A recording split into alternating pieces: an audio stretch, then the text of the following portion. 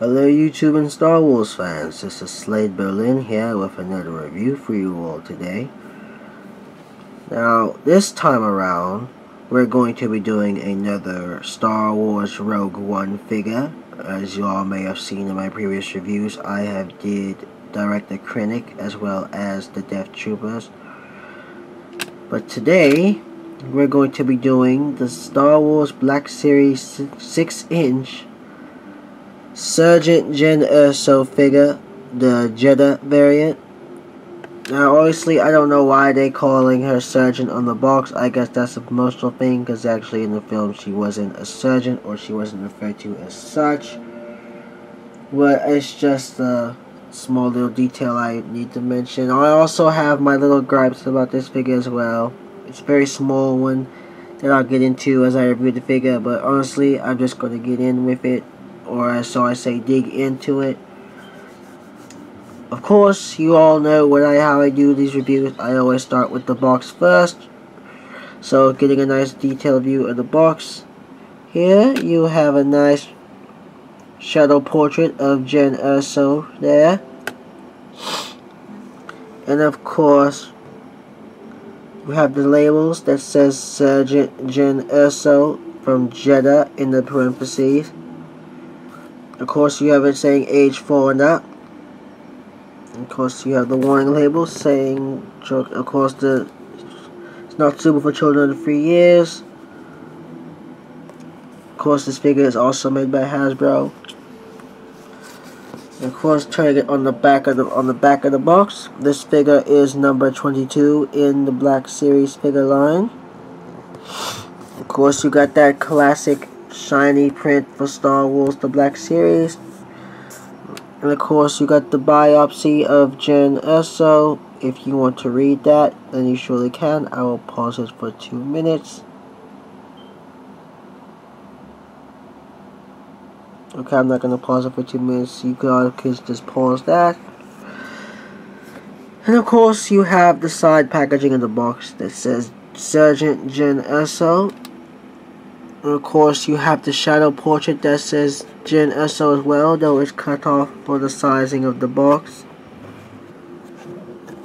And of course, on the bottom of the box, you just have the standard gibberish saying who made the figure, the manufacturer, where this figure was distributed, and what year it was made.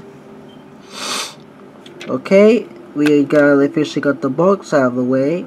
Now to review the actual figure. Honestly, for which part, what you pay for this figure is basically what you see here.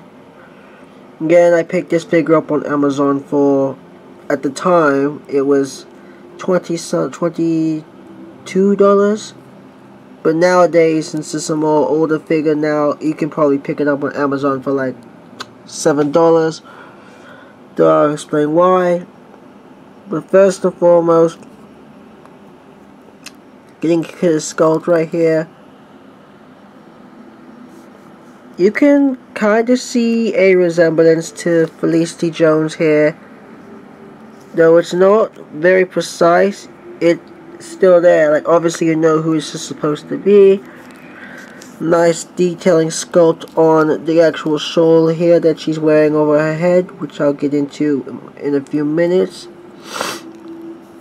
Nice detailing on her jacket. I like the little detailing, the little sculpted pockets here with the additional tools and whatnot she has inside. Opening her up, you see her little blue shirt. Beautiful detailing on the actual holster itself. And then you have nice detailing on the pants. You can see the little creases in the pants, as well as a nice textured blue pants. You move lower down, you have nice detailing in the actual leg portions of the figure. And the nice detailing of the boots too. When I get into the articulation, I'll mention that too. Turning the back figure over. Really liking that detail of the shoulder here. And what I also noticed is that this shoulder is actually removable.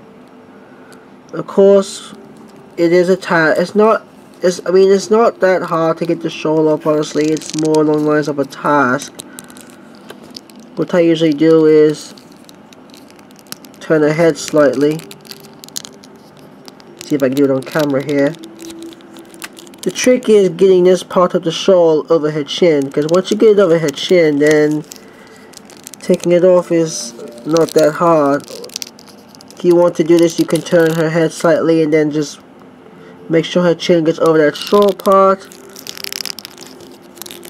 and then it should just pop right off. There you go, put that there. I guess if you want to, you can kind of count this as an accessory next to her blaster pistol.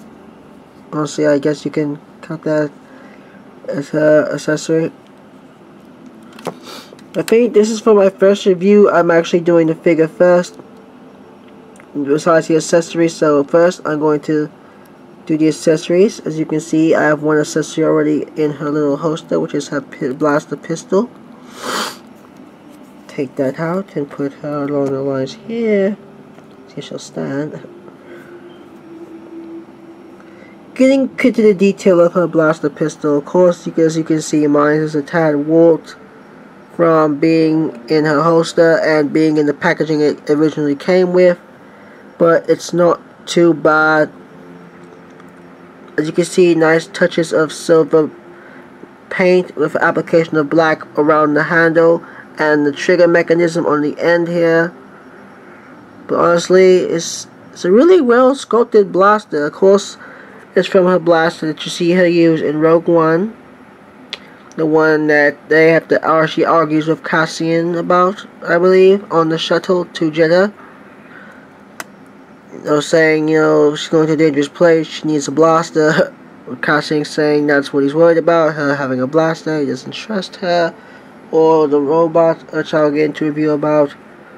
But as you can see, it's a very nice detailed sculpt here for the figure. Nice holding sculpt there. Of course, I'll give you a closer look at the shawl. Nice detailing on the shawl, nice textured folds and wrinkles. Make it seem like it's actual cloth, where in turn it's just very soft plastic. Let's see here, put this down, get a nice bit of sculpt at the figure's face up close. Nice detailed sculpted hair there, nice application of brown paint for her hair. Ends in a mini bun right here, and also ends in her ends right here, which are actually pliable plastic, which I think is a good thing to keep them from snapping. But getting into this figure, the main gripe I have is about I'll mention later in a few moments when I start the articulation. Of course, with all my Black Series figures, they carry the same type of Black Series articulation. Of course, the head does rotate 360 degrees. It's a little tight on this figure because this figure is still fairly new. I haven't broken her in yet. Her arm here, of course, can rotate 360 degrees at the shoulder.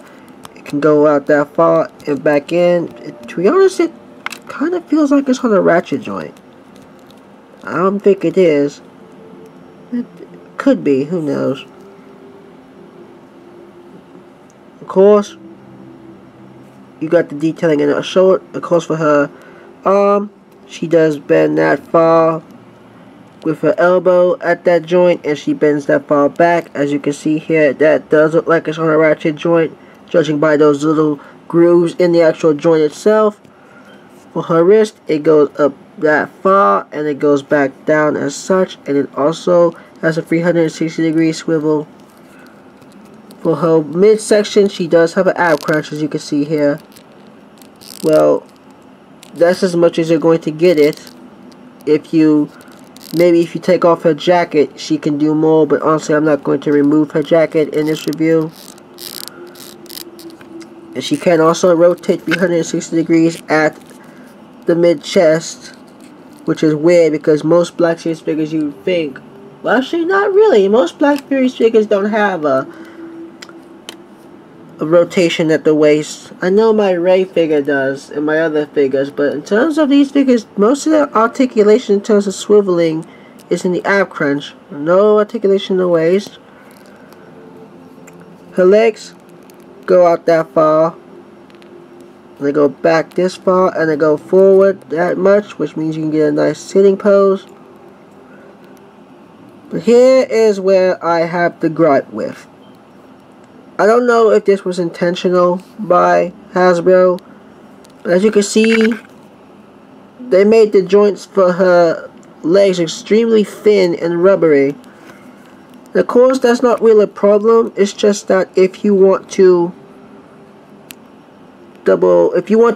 pose this figure, this is probably what you'll have to do. Because as you can see, I don't know if you can see there. Because these joints for these legs are really thin, if you go around like bending them back and forth almost constantly, they will snap. And truth be told, I did have a Jyn figure that actually, my first big Jyn figure, this is my second one.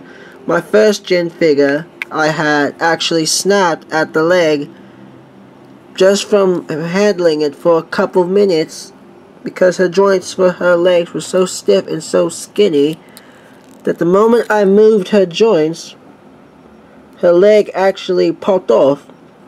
I was like honestly frustrated, because I'm basically like, I just took this figure out of the box and then I was just moving it a bit and her leg is already torn or tearing or torn.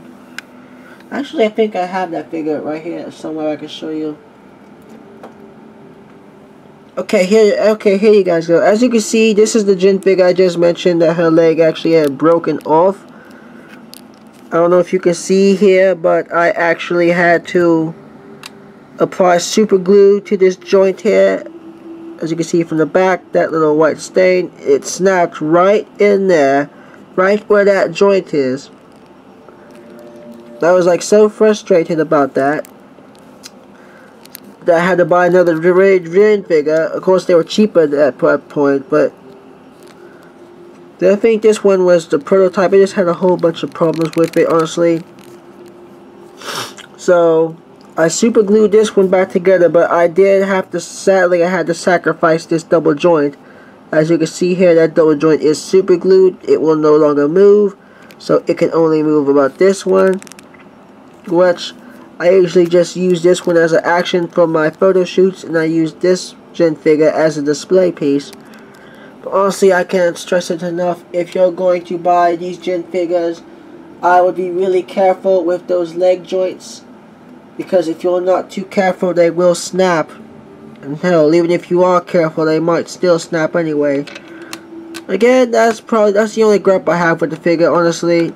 Other than that, I'm going to give this, for my rating today, I'm probably going to give it an 8 out of 10. The reason I say 8 out of 10 is because mainly I kind of wish that she would have came with a little bit more accessories. Like maybe I wish she came with an extra blaster rifle, or I don't know, maybe she came with the actual plans for the Death Star. I think that would have been a much better deal to have with this figure. Of course, I understand that the Comic-Con figures per se come with those more accessories. I kind of just wish she did. As well as the leg problem I mentioned before, and the overall sculpt of the face. But besides that, it's a really solid figure. Like I said, it's mainly just a peg warmer figure. Like if you just want to buy it to have a Rogue One figure just to have, then you can honestly buy it. But yeah, that pretty much is it for this review. Of course, I'm going to be reviewing more Star Wars figures in the future when I acquire them. But I'm still satisfied with this figure besides its problems, because it's a Rogue One figure and Rogue One was my favorite movie. But of course, if you like this video, don't forget to leave a like and subscribe, and have a nice day.